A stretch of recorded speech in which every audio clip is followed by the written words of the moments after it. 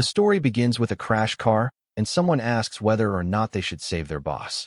He's performing CPR, but he's unsure if he actually wants her to come back to life. This is because she made him work under the 996 schedule. Basically, you work from 9 a.m. to 9 p.m., 6 days a week. And that's why, watching her die, he wonders if what happened to her is just karma accumulating. He starts to lift her, but wonders if at least helping her now might earn him some good virtues. He moves toward her sweet lips when suddenly, a golden light descends from the heavens and enters the woman. The protagonist complains that if she dies, he won't know who to demand his labor rights from. At the same time, he says he never imagined her lips would be so soft and sweet. At that moment, she opens her eyes. The protagonist is blushing as she asks if he's looking to die. A system message appears, stating that he successfully startled the Empress and has earned the ability of divine appearance and a golden shield with 31 uses. The protagonist doesn't know where this system voice is coming from as a leg approaches him. They look like he was going to get kicked, but instead, he's being tortured in a cruel manner. He resolves it with jujitsu and starts running from this dangerous boss. She then says he'll have to face divine punishment, but the protagonist is confused and asks what's going on. He tries to explain to her that she just fainted because she hit her head and asks what she thinks she's doing. Lin finds it strange that she can't use her true energy. Being crushed in a cruel way, our boy says she better go to the hospital, especially since the ambulance won't arrive quickly. He still needed to return to work, but it would be nice if she paid extra for everything he'd done. However, Lin is staring in her hand, confused, not knowing where she is or why it seems all her energy has disappeared. Some time passes, and we are at the protagonist's home. He was arriving from a tiring day at work and wanted the rest. As soon as he enters, he finds his chubby friend in his natural habitat and asks if there's any food left. However, the friend only asks if he was drained by the evil boss, but suddenly, his friend seems startled and drops the can he's holding. The protagonist, confused, asks what the problem is.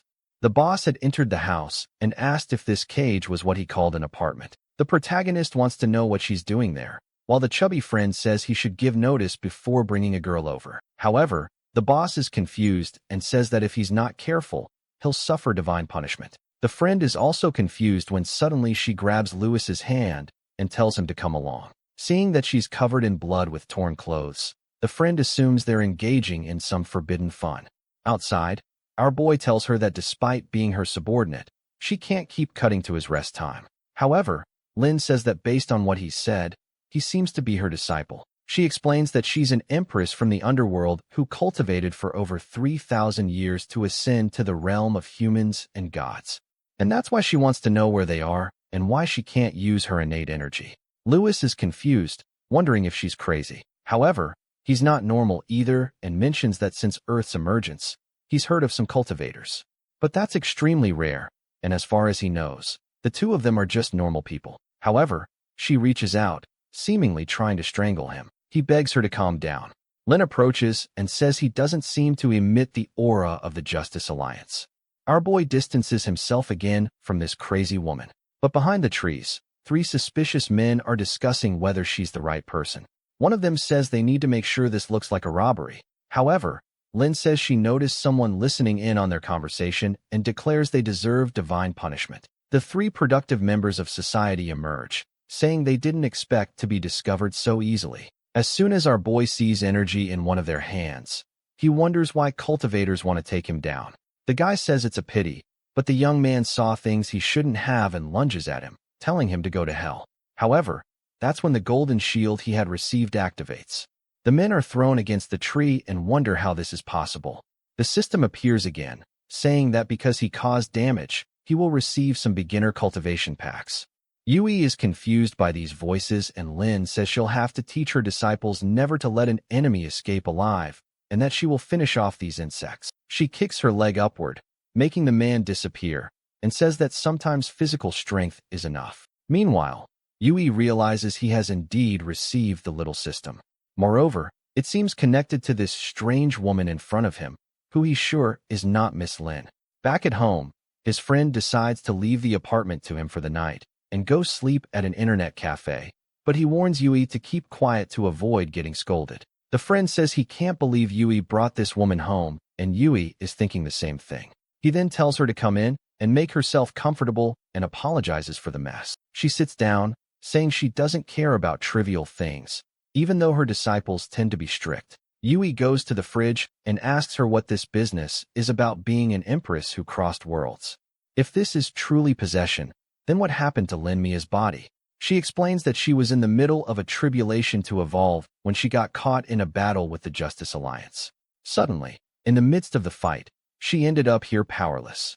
Yui says she's constantly mentioning this alliance and asks if, by chance, they are enemies. The Empress responds that those guys are a bunch of kimpocrites pretending to be righteous, but are utterly disgusting. And since they want to fight her, they deserve to be turned into a river of blood. Yui, standing by the fridge, thinks this woman sounds more like a terrorist. He then gives her a glass of water to drink. She tells him to take a look at how this world works. He explains that in his world, there are things like magic and extremely advanced technology. The boss watches some Lolitas performing magic. She seems impressed by the power until Yui shows her spaceships blowing up planets. He warns her to be careful because there are people in this world who could destroy her and the entire planet with a flick of a finger. Staring at the images, she asks if that's really possible. He confirms it, saying she needs to understand that personal cultivation won't stand a chance against these forces. That's why she should never harm anyone, or the consequences could be very serious. She suddenly stands up and says the energy in his world seems very scarce. She places her hand on his forehead and says that the boy's aptitude is one of the best she's ever encountered. Yui suspects it must be something related to that system. Lin explains that if he were in her world in 300 years, he would reach an extremely high realm. Suddenly, his phone rings. He answers it while thinking all he ever wanted in life was to be an ordinary worker and make a little money. It turns out to be one of his colleagues saying that if the bugs aren't fixed by tonight, he doesn't even need to show up at the office tomorrow. Frustrated, Yui says he's not an artificial intelligence that doesn't need rest. Even Lin comments that working so late is no different from slavery. She mentions that in her world, once a bridge repairman did something similar, so she cut him into pieces. Yui is confused because she mentioned it so naturally. She then says that for something as simple as that, she was called a murderer, which doesn't make any sense to her. Turning around with a smile, she says it doesn't matter because those guys can't defeat her. Yui thinks to himself that she doesn't seem like such a bad person. He says she's at least a dystopian warrior, someone who fights for what's right. He then asks if her phone is still working because it's essential for daily life. She reaches into her pocket and questions if it's really that important since she doesn't feel anything magical about it. She hands him the device asking if that's what he means. The protagonist says that this expensive phone is really good because after the car accident, it's still intact. He then grabs her wrist, saying that now he'll show her how to use it. He takes her fingerprint, touches the screen, and explains that this is how you unlock a phone. However, Lin turns red, calling him a pervert who needs to be punished. In the next scene, a delivery arrives for him. The boss asks why the air smells so spicy. He invites her to eat some meat with him, and she watches curiously. She puts a piece in her mouth, gets startled, and says it's much less dangerous than she imagined. She comments that the meat feels like a dragon's breath. She asks if people really eat something like this, and he asks if they don't have anything similar in her world. She explains that they do use spices there, but nothing as spicy as this. He smiles and says it's amazing how different civilizations can be. He picks up what seems to be a Coke and says that even though it looks like poison, it'll help with the flavor, and it's quite tasty. He takes a sip to show it's not poison, and she drinks after him. However, she seems not to like it. Lin back and saying it gave her a strange sensation in her mouth and a tingling in her stomach. He warns her to be careful because if she drinks it all at once, she'll burp. Apparently, she burped. She says it has a bitter and sweet taste at the same time, which is very good. She imagines her disciples warning her about poison, but she replies that they shouldn't be afraid because this poison will only temper her body. By temper, she doesn't mean to grow stronger, and the disciples are all happy. He asks if it's really that good. She explains she was just reminiscing about some good stories from the sect. As he's about to put the food away, she grabs his arm saying he doesn't need to worry because she'll develop tolerance. Yui warns her to be careful because toxins can accumulate. Excited, she says that an empress can be afraid of something so simple. She takes another bite, when in the next scene, she's claiming it's not that spicy after all.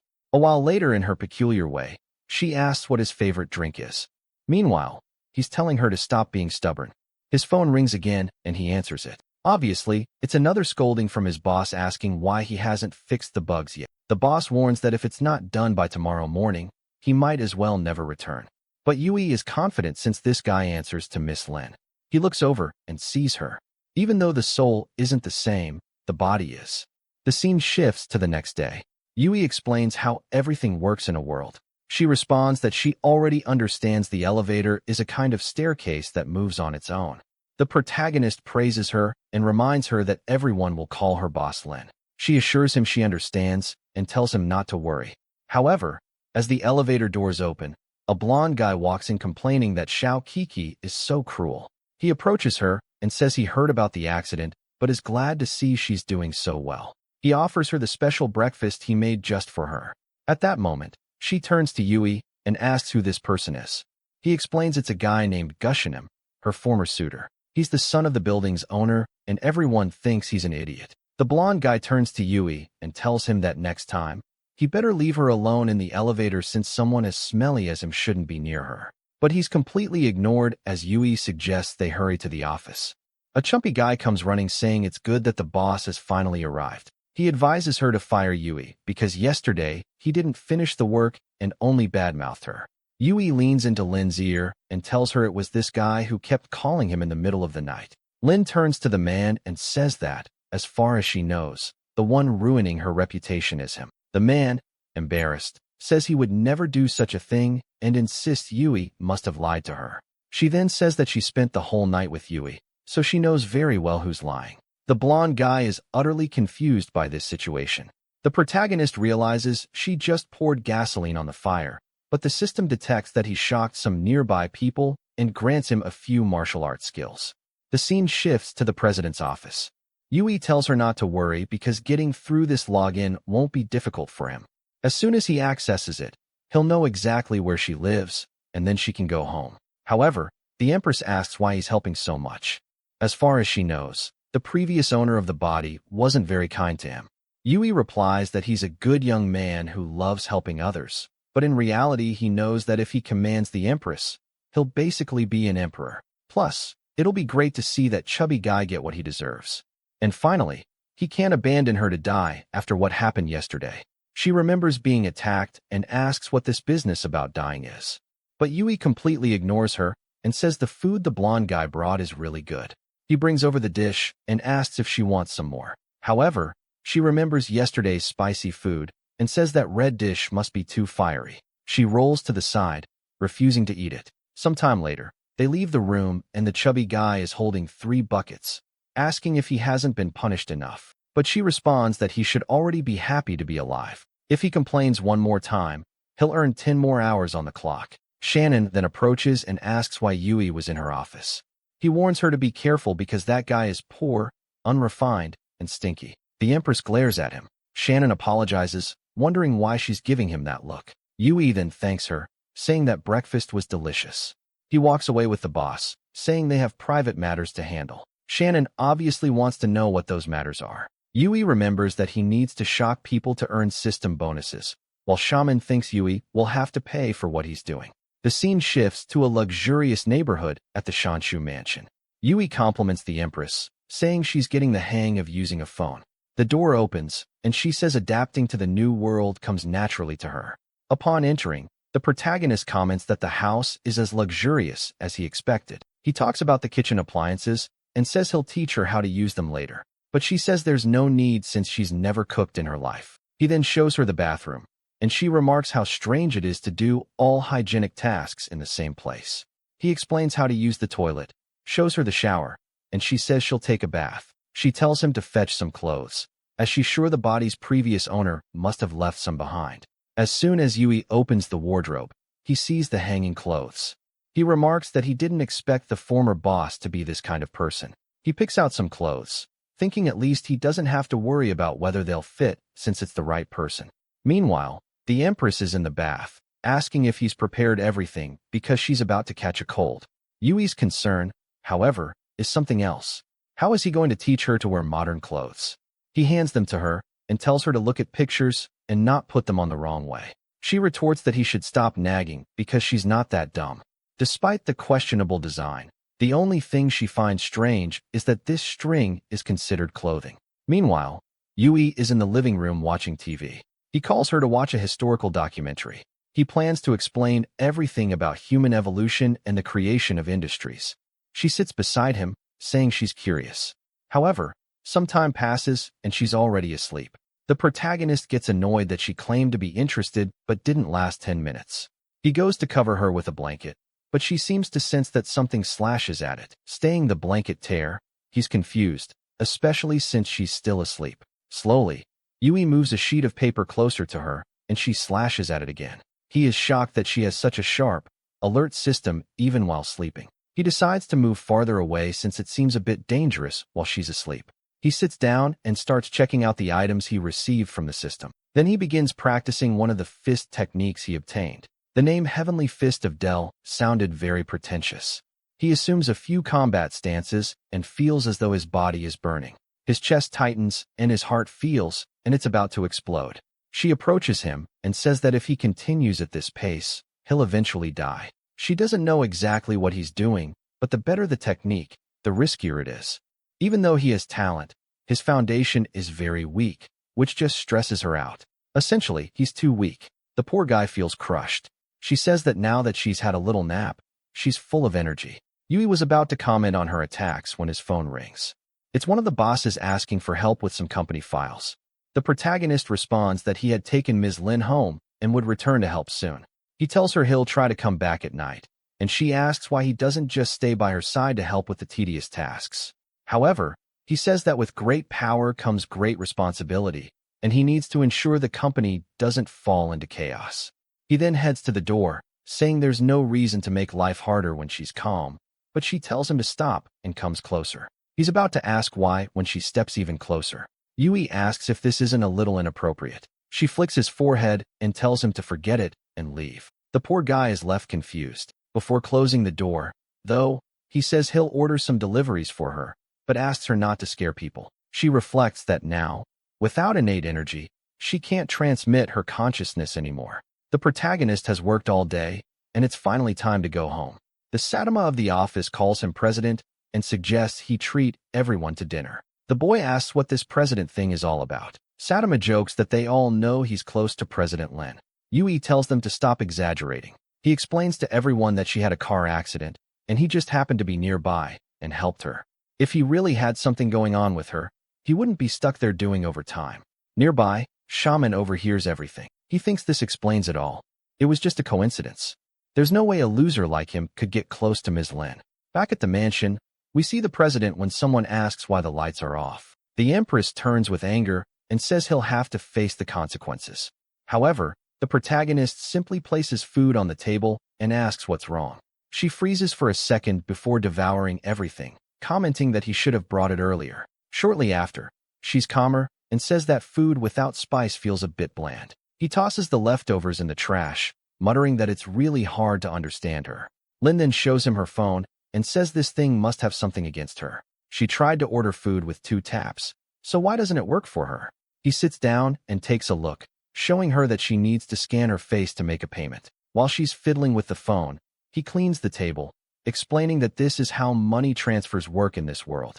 While tidying up, he notices some sheets of paper with meditation techniques written on them. He asks Lin if she can read that sort of thing, but the Empress reveals that she's the one who wrote it. He's shocked, and she remarks that of course she still knows how to use paper and a pen.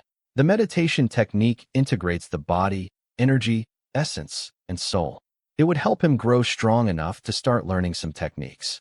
The boy feels embarrassed. He never imagined she'd go to such lengths for him. However, she winks and says there are conditions for him to accept her method. He has to practice the way she dictates. That's because natural talent alone isn't enough. He'll have 3 weeks to master the first chapter, or he'll disappear, because she doesn't keep lazy people around. Navi's trembling and awkwardly asks how long it usually takes disciples to master this. She says it's normally 4 weeks, but since he's talented, it won't be a problem for him. He starts reading a few pages about energy and pulse. It's about the circulation of energy rhythm returning to its true nature. Meanwhile, she wants a bite of something sweet and refreshing she's eating. She tells him he should eat first before practicing, but Yui is already spitting blue fire, saying he feels like his body has become lighter. The Empress is impressed that he mastered the first technique in just a few breaths. Even he's confused, asking if he really mastered it. But the Empress, now sitting on the counter, tells him that being able to gather energy proves he has. She tells him to breathe again and try to accumulate power. The boy looks like a vacuum, pulling in all the energy from the environment. Even she gets startled, asking what kind of monster he is. For impressing the Empress once again, he receives the instant step ability. He starts to think that every time he impresses her, her expectations will rise, making it harder and harder. As much as she was a good sheep, there's a limit to how much will he can shear. She asks why he's laughing, and he replies that it's nothing. Then he asks if she has any other instructions because he wants to get back to practicing. She says yes and mentions they have a very important problem. He asks what it is, and she wants to know why there's no Coke in the house. The poor guy is confused. Later, he says teaching her to use delivery apps at this moment is dangerous. But she's already drinking her Coke, saying she feels amazing. As he's leaving, she says there's something else she needs to remind him of. He should be more cautious because she's seen countless prodigies fall due to arrogance. He must always remember that there are mountains beyond mountains. But in the middle of her lecture, she suddenly starts hiccuping uncontrollably. She covers her mouth and says this body is strangely fragile. He leaves saying he warned her not to drink so quickly. She tells him to disappear or she'll finish him off. He responds that she should know that if she keeps drinking that, she'll get diabetes and cavities. The Empress asks if she shouldn't drink it, and he slams the door, saying it's better not to. With that, she relaxes, saying she finally has a little peace. From outside, he shouts, reminding her not to forget that his number is first on the contact list. The Empress reflects that in her past world, everyone feared her. It's been a long time since she had someone care about her this much. Yui is back home, wondering where his brother has gone. He decides to flop on the couch since the day was exhausting and opens up that little game of his. He checks the group chat with his friends, who are talking about getting a good score. Yui asks to play, but suddenly, everyone claims to have stomach hacks and wants to leave. Apparently, Yui is one of those players who sinks the team, which is why no one wants to play with him. But someone called Old Maniacs says he'll be in town soon and asks if Yui wants to grab a meal tomorrow. Yui accepts and gets all excited. He reflects that he's been playing with Old Maniac for 3 or 4 years, but has never met him in person. Meanwhile, in his surveillance room, someone comments that they disappeared into his strange neighborhood. A bald guy says they went there to investigate, but there were no remains of the bodies. Another person replies not to worry because they already found a way to deal with that child. The next day, Yui is messaging his friend, saying he's waiting for him to arrive, all while thinking about the food he ordered. Then someone approaches. Is it Old Maniac? What's going on? Has the game flipped? Are girls now pretending to be old men? Yui tells the young woman that the table is already reserved. He starts to think she works for the bar and comments on how competitive the beverage market has become. But then she smiles and says she is Old Maniac. She shows their chat history, startling Yui. Feeling awkward, he asks if she's sure, pointing out that her voice sounds very different. The girl explains that people think she's very gullible and easily tricked, which is why she prefers to pretend to be an old man online. She says the one who introduced her was someone named Ling Ji, her sister. Yui comments that now it makes sense why he sometimes heard a woman's voice on Old Maniac's microphone. Feeling awkward, she asks him to stop calling her that, and says her name is Xiao Tu, and she'll be living in this city for a while. Later, by a lake, he asks if she isn't afraid of him since she came alone. She says he's overthinking because she feels safe, having trained since childhood. She's confident she could handle 3 or 5 guys on her own. Our boy says he understands, but he's still not used to the fact that his online friend turned out to be such a beautiful girl. She gets flustered, asking if he's talking about her, and starts lightly hitting a wall, telling him not to say such things without thinking. However, the girl is so strong that she causes the structure to collapse. She rushes to save him, and he thinks that dying like this wouldn't be so bad. And with that, she falls right on top of him. How many ribs broke? 1, 2, 3, 4, 5 of his ribs. She apologizes, explaining that she has a special physique with superhuman strength and dense bones. She never imagined that falling on him would cause so much damage. Our boy prepares a technique and tells her to calm down, assuring her he can handle it. He reflects that it's a good thing he practiced those techniques, or he would have definitely died. Then her phone buzzes with a message, and she says her first request has finally arrived. She shows him an app called Xiaxiang and asks if he's familiar with it. He asks if it's the app where you can post missions for cultivators and warriors to duel over. After completing the mission, they earn the offer reward and accumulate hero points. She confirms and says her ultimate dream is to become the greatest heroine of all. She then shows him the mission, which is to take down someone who stole another man's girlfriend. She shows him the phone, and he says a bastard like that deserves to die. But then she asks why the target looks so much like him. Without hesitation, she almost slashes his head off. He dodges and tells her to calm down, insisting he never do something like that. But she ignores him and says since it's her first mission she can't fail, so he better stop dodging. She goes for a kick, but he sidesteps and asks why she's trying to kill her friend like this. Motivated, she just tells him to stop dodging and turn into the hero points she needs. He dodges again, and she seems puzzled by how he's always avoiding her attacks. The protagonist thinks that in his life, no woman ever comes easy. But since she wants to do things this way, he won't hold back. He uses instant step to appear behind her and prepares to use the Dao fist, almost blowing her away. She realizes she made a mistake trying to kill this guy. With that, she gets scared, and he earns the soul shock technique. This ability stuns the opponent, making them obey him for a while. Xiao Chu says her grandfather always told her that China has many hidden dragons, and now she sees there's no way she can defeat him. Yui tries to comfort her, saying not to worry because he's also been training since childhood. He says he only won because he caught her off guard, but she says she doesn't believe that, pointing out that the way he dodged her attacks was strange. She says she'll need to check him out, and he asks what she means by that. She starts poking his body, saying that if he's been training since childhood, there should be some marks. She lifts his shirt, telling him not to resist because he doesn't have a choice.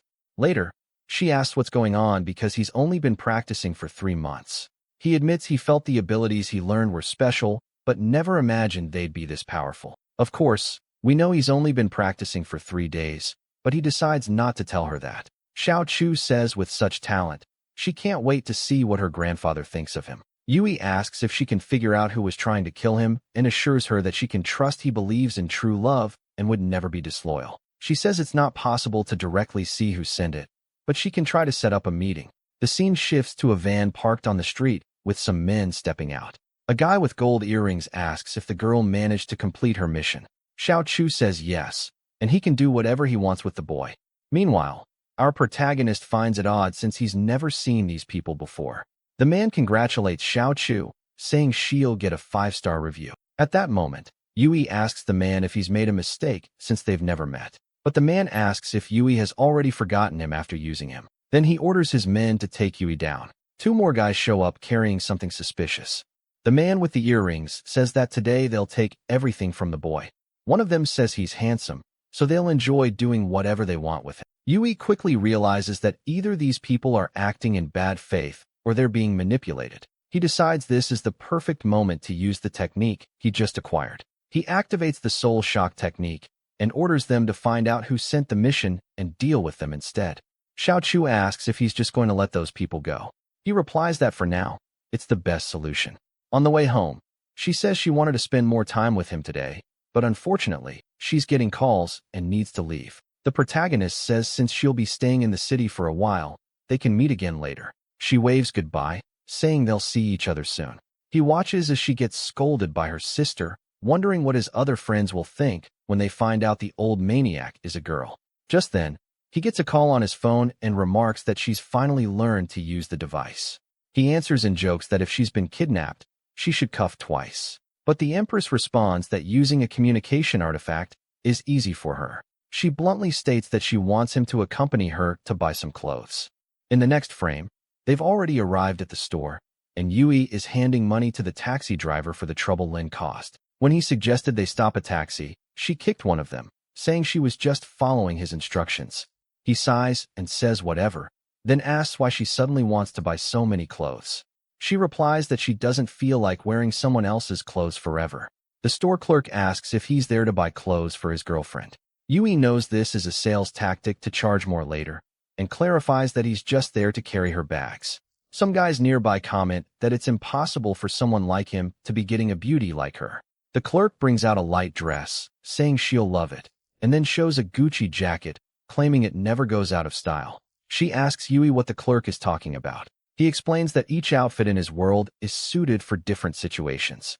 She nods, saying she understands, and then asks if they have any tight latex outfits. The clerk looks awkward and asks what she's talking about. Confused, she looks at Yui and says she saw on his computer that he always searches for that kind of thing. Embarrassed, Yui tries to explain to the clerk that she means a superhero style, something strong-looking. That's why she mentioned latex. But the Empress says she only thought of wearing it because she assumed it was trendy since he always looked at it. But apparently, he doesn't want her to try it on. The nosy guys nearby are trying to figure out the relationship between the bag carrier and her. Meanwhile, Yui asks the clerk to bring something more appropriate. She agrees, and the Empress goes to change. She comes back wearing the outfit. The clerk immediately compliments her, saying she looks stunning. The Empress says it's similar to what she used to wear in her world and asks Yui what he thinks. The clerk explains it's from their vintage collection. She comments that she wanted something more classic and thinks it looks perfect. The Empress stands in front of the mirror and decides to buy it. Then she points to Yui, saying she'll pick something for him too. He's confused about why, but in the next scene, we see the protagonist looking almost exactly the same. No major changes. However, the Empress, who seems to grow more confident by the minute, tells you that he looks quite stylish. He asks why she insisted on buying something for him too. She explains that the Lin family sent a message about a banquet in a few days. She makes the payment and says she thought it would be a good opportunity to learn more about this world. That's why she invited him to accompany her here. But then the cashier says her account doesn't have enough balance. Yu finds this odd considering the Lin family account should have unlimited funds. He then offers to pay for it himself. He knows he'll need to live frugally for 2 months, but he feels it's worth it. Except the total came to $38,000, and the boy is devastated. Later she's trying another drink and comments that it's bland compared to Coke. Yu tells her he checked her account and noticed a large transfer to a public account. To resolve it, they could contact manager Zhang, but she says she's not particularly worried about money. He explains that money is quite valuable and questions if she truly doesn't care. She replies that if he's so concerned from now on, he'll manage her money. He's confused and asks how he's supposed to make his own money. That's when she says that all the money she has will also be his. He's immediately overjoyed considering her wealth, but realizes this means he'll belong to her from this moment on and can never escape. Blushing, he says he understands, but adds that there are still a few things to clarify. Suddenly, she looks to the side and remarks that those people had disappeared. Apparently, they were sharper than she expected. He mentions that he also felt like someone was watching them earlier, but thought it was just his imagination. She acknowledges his sharp instincts and tells him he can handle it if he wants. Meanwhile, in an alley, a bald man angrily asks why their plan is being canceled when it was almost complete. A man with brown hair says the boy was supposed to be eliminated because he witnessed Lin's car accident. But since she's alive, there's no reason to kill him anymore. The bald man, furious, asks if they won't avenge the 3 brothers they lost. The bespectacled man beside him says that issue will be dealt with sooner or later. Later, at the company, a man hands over some papers, saying Ms. Lin made some payments. Once those payments are reimbursed, they'll have the money. It only catches that the new contract requires a fresh signature, and he asks if Yui can handle it. The problem is that Yui isn't great with numbers. He remembers that the Empress said her money belongs to him now. He wishes that were true since it would make his life easier for the next 10 years. He tells the man to hand over the papers, and the man agrees, but that he piles on another stack and then another, explaining that these are for upcoming contracts. The chubby man offers to help, commenting that there are indeed a lot of them. But Yui doesn't want to be tricked and decides it's better to handle it himself. He asks if he just needs to compare the orders in the system. The man confirms and leaves, saying to call if he needs help. Outside, Shannon asks how it went. The man responds that Yui doesn't trust him. The two laugh oddly, saying that's perfect. If the chubby guy had handled the files, he could have been blamed for any errors. But now that Yui is doing everything alone, he'll be the only one held accountable, especially since he doesn't realize the lists on his desk are all wrong. Obviously, it'll take him forever and he'll still mess everything up. Shannon praises the man, saying he did a great job turning the tables. The chubby guy comments that since the company is going through a tough time, if Yui makes mistakes, he'll definitely be fired. Even if the president wants to keep him around, they can convene a shareholder meeting and he'll inevitably be expelled. The blonde man says that as soon as they release the explicit video they recorded of Yui, he'll be ruined. But then the secretary appears, saying there's a group of people who want to talk to him. The men from the alley arrive, holding something dangerous in their hands. The secretary asks if he knows them. He says yes, so there's no need to worry, and he tells her not to interfere or call the police, no matter what happens. She reassures him that she'll keep the secret. Shannon approaches the men and tells them to talk upstairs. Meanwhile, the secretary wonders what they're planning. As soon as the door closes, she hears a lot of strange noises. Shannon is shouting, saying that it won't fit in this space. The secretary thinks he might be in danger, but remembers he told her not to interrupt. Suddenly, Omoan is heard from the room, and she comments to herself that the rich really know how to have fun. Back to Yui, the poor guy is exhausted. Nothing is adding up, and the system's data seems wrong. He decides to recalculate, convinced this time it'll work. Just then, his phone rings. It's the Empress, scolding him and demanding to know why he hasn't come home yet with food. Feeling awkward, he asks why she didn't just order delivery since it'll take him a while. But she warns him he has 1 minute to be at the door, or he'll get a beating. The scene shifts to a restaurant. The Empress comments that the food in this world isn't bad at all. Yui asks if she wants to try some pork intestine noodles. She immediately refuses, so he questions why she hasn't mastered the delivery app yet, or maybe she has and just wanted to eat with him. Out of nowhere, she chokes but quickly changes her expression, claiming there were too many options on the app, so she couldn't decide. He says he understands, and she sits down asking how work was today. He explains that he was reviewing some financial papers, but nothing was working out. She suggests it might have been a lack of focus, but he insists manager Zhang must have messed something up. He smiles and says they should eat first since the food is delicious. Suddenly, a bald man at a nearby table shouts that he's sure this isn't pork intestine. Yui is startled, wondering why the man didn't mention this earlier. The Empress looks confused. Yui watches as the restaurant manager approaches and asks the bald man why he's shouting. The man insists that this clearly isn't intestine. The manager tells him to stop defaming the restaurant without evidence. The Empress asks Yui where he's going as the bald man threatens to shut the place down.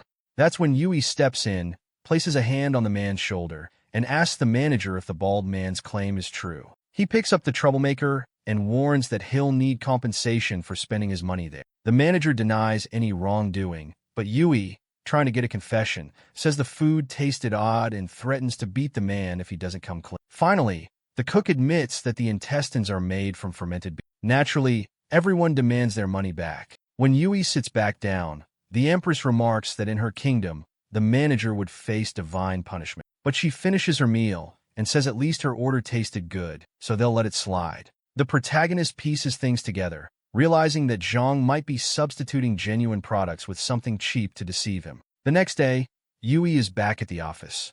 Zhang approaches and asks if he finished the document. Yui replies that he has already sent them to the investor. Suddenly, Zhang exclaims that this is terrible news. He apologizes, claiming he made a mistake. He forgot to update the supplier list and used old pricing. He shouts for everyone to hear that if Yui signed and sent those documents, the company will lose millions. Some other employees join in, saying this will impact the entire company. Shinon shows up, asking what mistake Yui made this time. However, it seems Shinon had a rough night. He's visibly in pain, clutching his lower back. Zhang asks if he's okay. Our boy just smiles, saying he's curious about all this commotion. Shinon then says that because of Yui's mistake, no one in the company will get their bonus. The rest of the employees get angry, saying they were counting on that bonus.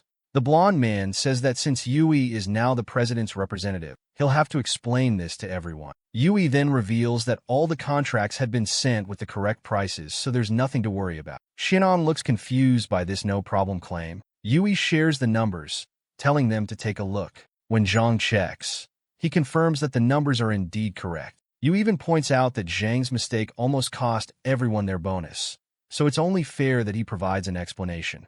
Embarrassed, Zhang admits he made a big mistake, but thanks to Brother Liu, the company avoided a major loss. Shinon interjects, saying that although Zhang made an error, no real harm was done. That's when Yui stands up and says Master Shinon doesn't seem to be feeling too well. He places a hand on Shinon's shoulder, shoves him into a chair, and tells him to sit for a moment. Yui adds that he's more curious about why all the company's money is in Shinon's account. Employees shout, saying now it makes sense why their bonuses have been disappearing. Shinon tries to lie, claiming he has no idea where the money went, and that he wouldn't even invest in this company if it weren't for President. But Yui just tells him to stop lying. Cornered, Shinon admits he remembers now.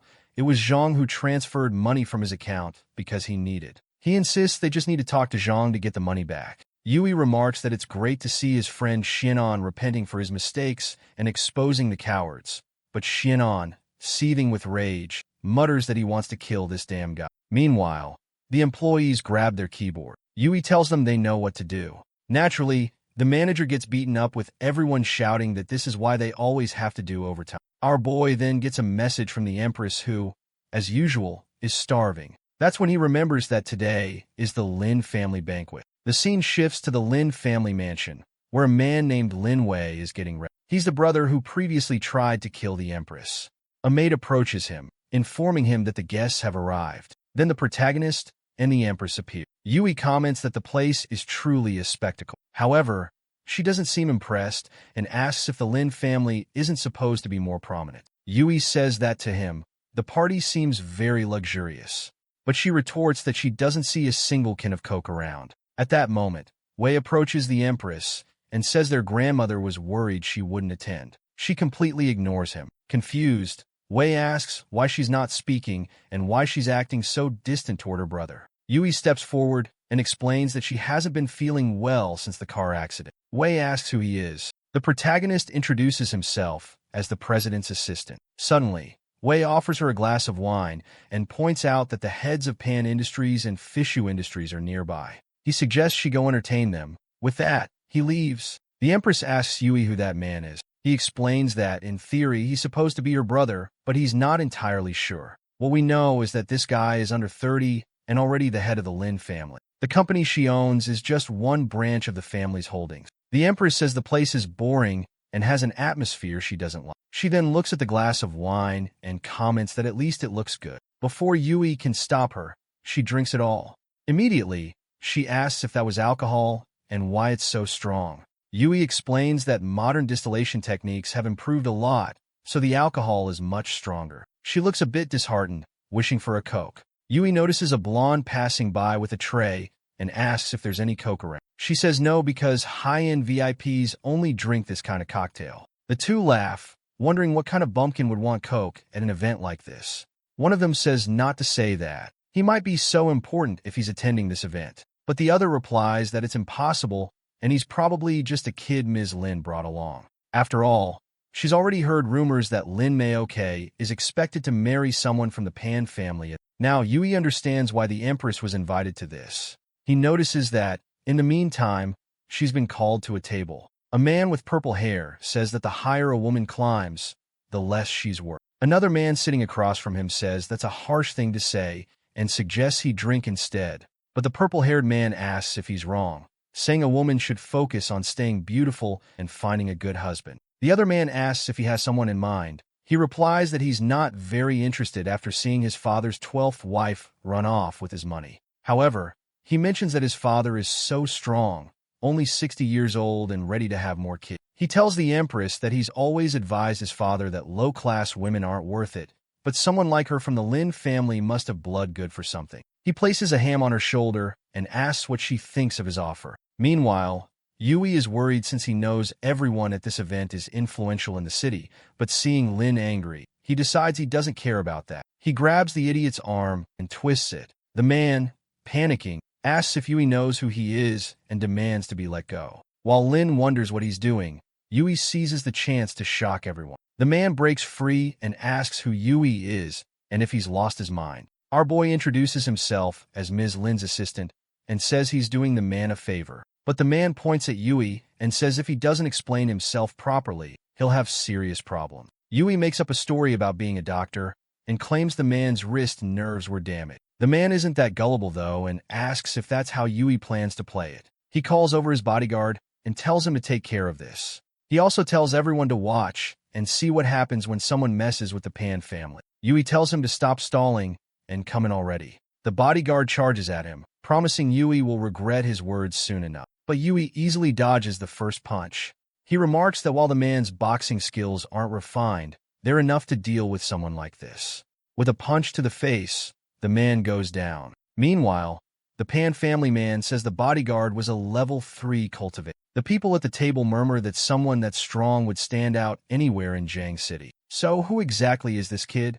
With everyone shocked, Yui activates the system and receives a rejuvenation medicine. Then, Elder from the Lin family shows up and asks Yui what's going on. Yui explains about the bodyguard fight, and the Elder mutters that Myok must be losing her mind. The Pan family man asks if this is how they treat their guest. The Elder, visibly flustered, apologizes and promises they'll handle it. But the Pan family man simply says to forget about any alliance through marriage. Strangely, the Empress tells Yui she thinks he'll benefit from all this. Yui, startled, wonders if she knows about the system. Feeling awkward, he says he only did it because he doesn't like sexist comments. But the Empress isn't easily fooled and says she's certain there's more to it. Suddenly, the Elder points at her and demands an explanation, accusing her of disrespecting the family. He claims they never cared about her lowly origins, raised her with difficulty, and gave her everything. So why is she repaying them like this? Lin turns to Yui and asks who this man is. Yui replies that he has no idea. He's probably just some random elder from the family. The man continues shouting, saying that the family is prominent but has been humiliated because of her, and she better apologize to the young master of the Pan family. Yui tells her to stay calm and that he'll handle it, but she ignores him and asks the uncle if they really consider themselves noble and elegant. Because to her, they're just people without virtue who only care about appearance. From the conversation she overheard, she had already figured out they only cared about superficial fame and contributed nothing of real value. She continues her tirade, leaving the uncle speechless, but she asks if she said anything untrue. She adds that if they're waiting for her to apologize, they should save that request for her coffin. The humiliation is so great that the poor man collapses, hitting his head on the floor. The uncle gets up and says she must be losing her mind to say such things, but she simply states that if they'll excuse her, she's leaving. However,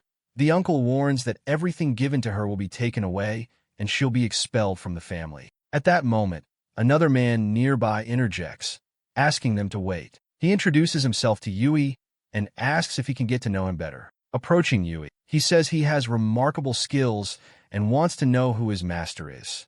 The protagonist replies that the martial world is complex and diverse, and it's not convenient to delve into the details of his life. But then Yui steps in and tells the guest that having the support of a martial group like them would be excellent. He asks you to explain himself, who only says it's not that he doesn't want to, it's just that technically he's never had a formal match. The best he can say is that he receives some guidance from a few notable figures. Lin Wei calms everyone down, saying today isn't the time to discuss business.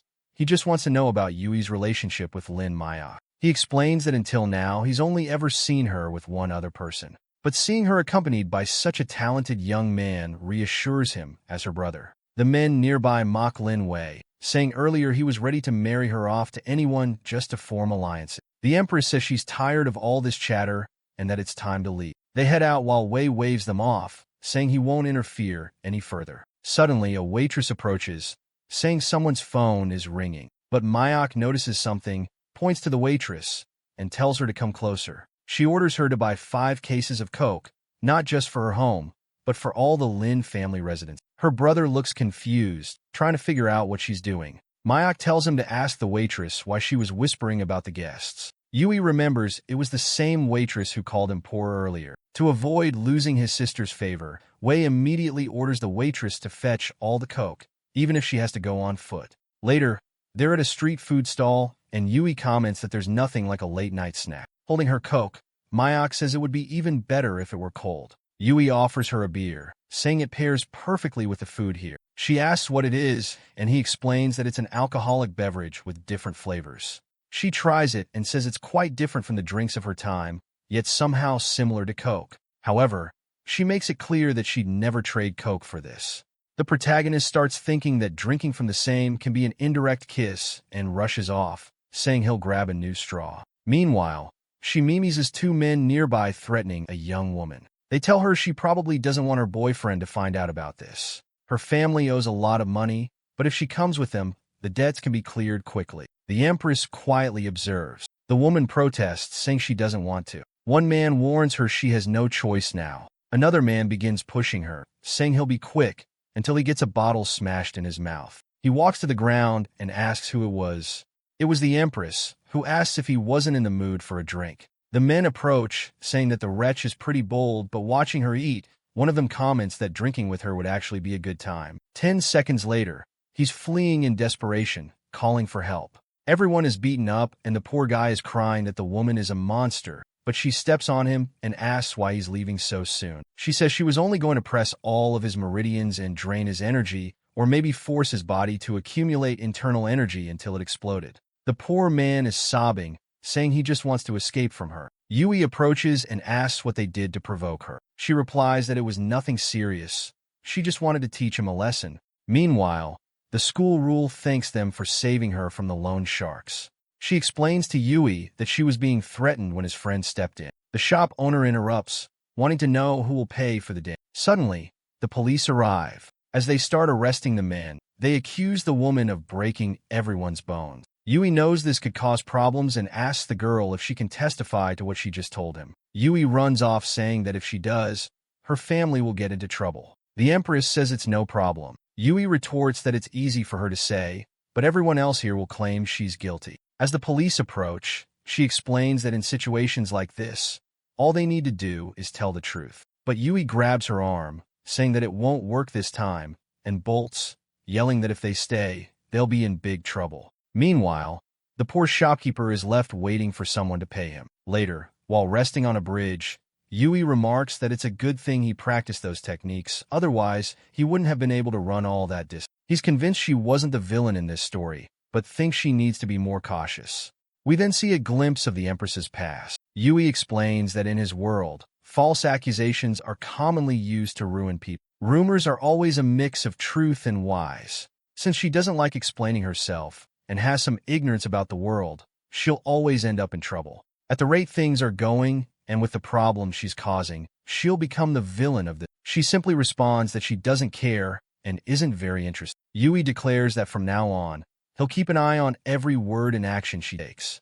If necessary, he'll ensure she doesn't encounter any problem. Suddenly, the Empress throws herself onto Yui and asks if he wants to go with her to the world she came from. Blushing, Yui asks what she's talking about. She moves closer, grabs his face, and reveals that the true Empress's name is Kaming. In the next scene, they're entering Yui's house. He notices something blonde on the couch and wonders who it is, but as he gets closer, he's startled to find his friend left an inflatable doll on the sofa. He tells her to wait a moment while he cleans up the space. Later, she sits down and he asks about calling her Kaming. The Empress explains that within her body, there's another soul connected to hers. So the body of Lin Mio contains the Empress's soul, but the Empress's soul is also linked to another one. Apparently, at this moment, that connected soul has taken over Kaming's place. She explains that because Lin drank alcohol, the connected soul was able to assume control. She grabs his face and says that if he can help Kaming,